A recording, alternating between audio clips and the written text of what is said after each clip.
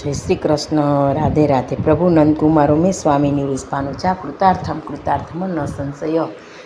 સમગ્ર વલ્ભીય સૃષ્ટિની મારા ચાચાથી જય શ્રી કૃષ્ણ. હવે વાલા વૈષ્ણવ, આજે આપણે શ્રીનાથજીના મંદિરની ભાવના એ વિશે આપણે પુષ્ટિ પ્રસંગ કરીએ કે નાથદ્વારાનું આપણું મંદિર કેવું છે અને શું અંદર વ્યવસ્થા છે.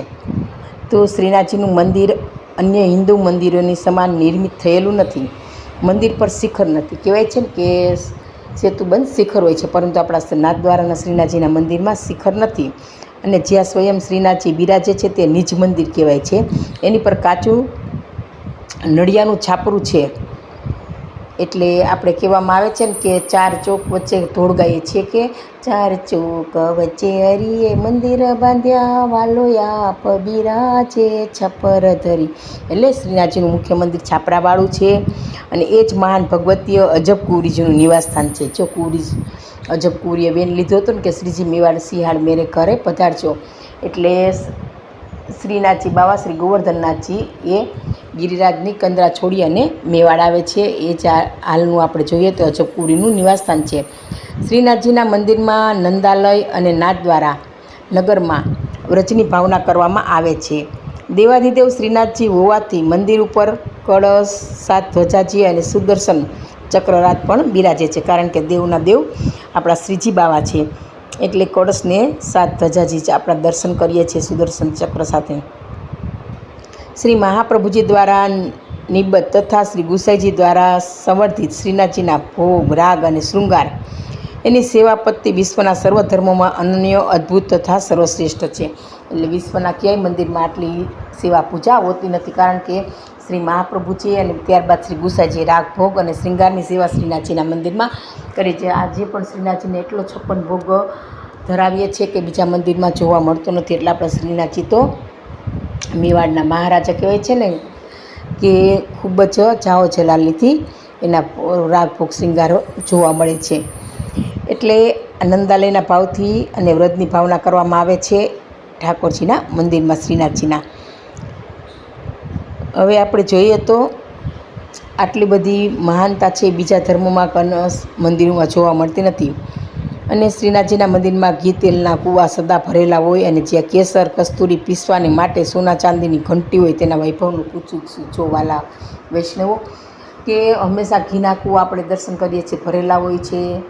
અનેક દરજીઓ શ્રીનાથજીના વાઘા વસ્ત્રની શૃંગાર સેવા કરતા હોય છે. એટલે મતલબ કે એક દિવસ જે ઠાકોરજી શણગાર ધારણ કરે છે વસ્ત્ર, તે બીજે દિવસે વસ્ત્ર એને પરિધાન કરવામાં આવતા નથી. આટલો તો મહાન શ્રીનાથજીનો વૈભવ છે. અને કેસર અને કસ્તુરી પીસવા માટે તો સોના ચાંદીની ઘંટી પણ ત્યાં આપણે દર્શન કરીએ છીએ. એટલે આપણા ઠાકોરજીનું આ શ્રીજી બાવાના વૈભવનું તો વાલા વૈષ્ણવ પૂછું જ શું. શ્રીનાથજીના ભોગ, સામગ્રી, સેવા શૃંગાર, આવક જાવક અને શ્રીનાથજીને પહેરાવવામાં આવતા સોનાના ગહના વગેરેનો હિસાબ માંડવાનું સાંસારિક જીવનનું તો સામર્થ્ય જ નથી. વાલા વૈષ્ણવ કોઈ પણ જીવ આંકડો માંડે તો આંકડો એને મગજ ભમાવી દે છે. એટલું આપણું દેવાધિદેવ શ્રીજી બાવા આનંદ વૈભવમાં બિરાજે છે. એટલે આપણા શ્રીનાથજીના આટલું ભોગ હોય છે. હવે નિકુંજાય શ્રીનાથજી વ્રજના અધિપતિ છે. આથી સદાય બ્રજમે કરત વિહાર એ ભાવના અનુસાર આપ સદા વ્રજમાં જ બિરાજે છે. વ્રજ તજ અનંત ન જાવું એવી આપની પ્રતિજ્ઞા છે કે વ્રજ છોડીને હું ક્યાંય ન જાઉં. એટલે સદાને વ્રજ જ બનાવી દીધું છે. આથી આપ જ્યાં લીલા કરવા પધારે છે અને બિરાજે છે તેમાં સર્વસ્થાનો વ્રજભૂમિ જ છે. એટલે આપણે નાથદ્વારાને પણ વ્રજભૂમિ બની કહી શકાય. કારણ કે પ્રભુ કહે છે હું જ્યાં હોય ત્યાં વ્રજ જ છે. જ્યાં શ્રીનાથજી બિરાજે છે ત્યાં શ્રી યમુનાજી અને શ્રી ગિરિરાજજી પણ અવશ્ય બિરાજે છે. નાથદ્વારામાં જે બનાસ નદી છે તે શ્રી યમુનાજી સ્વરૂપ છે. જો આપણે મંદિરની પાછળ આપણે યમુનાજી નદી, એક બનાસ નદી છે, એ યમુનાજી સ્વરૂપે જ્વાલા વૈષ્ણવ બિરાજે છે. એટલે જે શ્રીનાથજી બિરાજે ત્યાં યમુનાજી અને ગિરિરાજજી પણ હોય છે. અને ઉત્તર દિશામાં જે મોટો પર્વત બડો મગરો છે ને તે શ્રી ગિરિરાજજીનું સ્વરૂપ ગણવામાં આવે છે.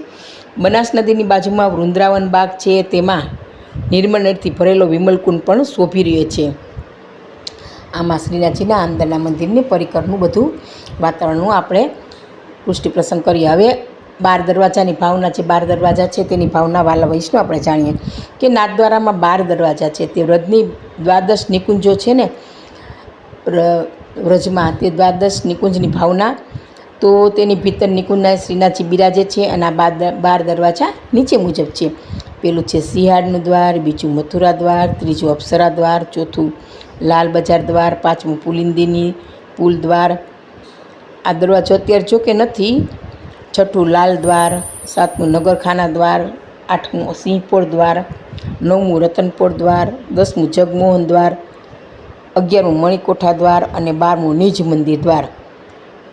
આ નિજ મંદિર છે એમાં મુખ્ય દ્વાર છે લાલ દ્વારમાં શ્રીનાથજી બાવા અત્યારે હાલ બિરાજે છે વાલા વૈષ્ણવ.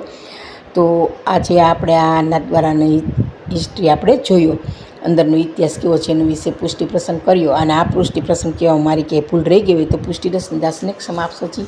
સર્વે વાલા વૈષ્ણવને મારા જય શ્રી કૃષ્ણ. આજનો વિડીયો શ્રીજી બાવાના ચરણે અર્પણ કરું છું. બોલો શ્રીજી બાવા પ્યારે કી જય.